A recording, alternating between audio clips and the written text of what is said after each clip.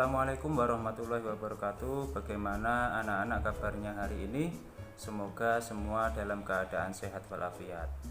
Anak-anakku yang kucintai, pada kesempatan kali ini, pada video yang terbatas ini, kita akan membahas tentang surat Al-Maidah ayat 2. Nah, perlu diketahui bahwa surat Al-Maidah itu termasuk golongan surat Madaniyah. Surat Madaniyah itu apa, anak-anak?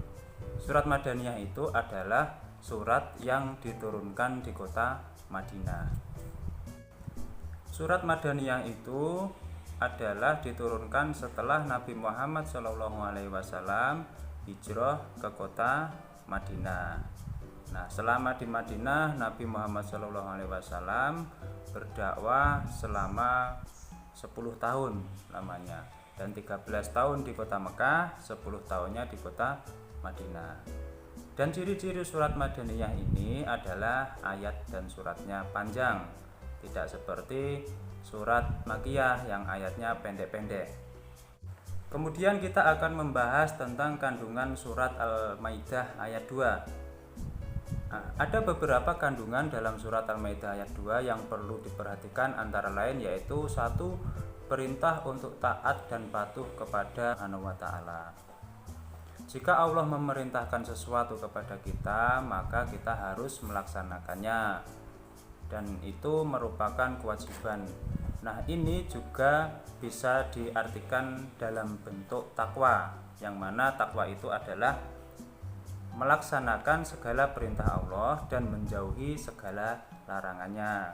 Contohnya apa, anak-anak? Contohnya yaitu melaksanakan perintahnya, yaitu melaksanakan sholat, melaksanakan zakat, puasa, dan lain sebagainya. Kemudian larangan yang dilarang oleh Allah untuk tidak kita laksanakan. Contohnya apa?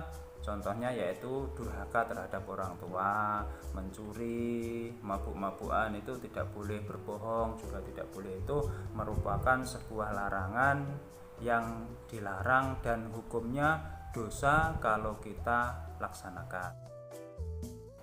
Kandungan surat Al-Maidah ayat 2 selanjutnya yaitu Allah melarang mengganggu orang yang sedang beribadah. Nah, sebagai seorang Islam yang baik, kita tidak boleh mengganggu orang lain yang sedang melaksanakan ibadah. Meskipun orang itu berbeda agama dengan kita, kita harus menghormatinya. Selanjutnya adalah yang ketiga, larangan menganiaya orang-orang yang berbuat zalim. Orang-orang yang membenci kita tidak boleh dibalas dengan kebencian terhadapnya. Orang yang berbuat jahat kepada kita juga tidak boleh dibalas dengan kejahatan pula. Jika kita melakukannya, berarti kita sama jeleknya dengan mereka. Nah, bagaimana sikap kita? Sikap kita adalah pertama, menasehatinya dan menyadarkannya supaya mereka kembali ke jalan yang benar.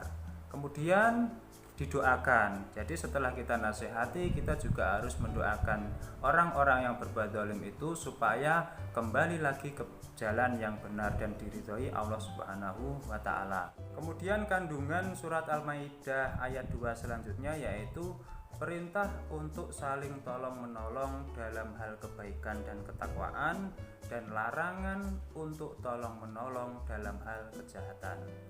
Nah, anak-anakku sekalian, kita oleh Allah dalam surat Al-Maidah itu diperintahkan untuk saling tolong-menolong dalam hal kebaikan dan ketakwaan.